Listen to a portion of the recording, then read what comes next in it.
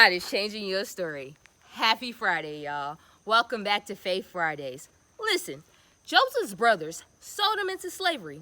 They meant it for bad, but God used it for good. Joseph was thrown into prison. During this time, he interpreted dreams for the prisoners. He thought that this would be his key out of jail.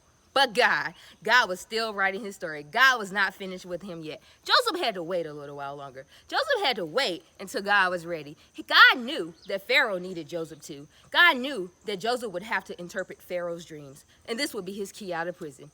Joseph went from being a prisoner to the governor of Egypt. His brothers went from selling him into slavery to needing him in the end. God rewrote that story. Take Paul, for example. Paul's name was Saul at the beginning. Saul used to prosecute Christians, but God, when he had an encounter with Jesus, his life changed forever. God was changing his story. He was blinded for a moment, but God changed it. He went from prosecuting Christians to being a follower of Christ. So, always remember, it does not matter about your past, what you did or didn't do. God can still use you where you are. God can still write your story if you allow him to intervene on your behalf. Let God lead your life. Always keep believing, keep trusting and depending on God. Let God change your story. Let God use you where you are. Let God work within you. You got this.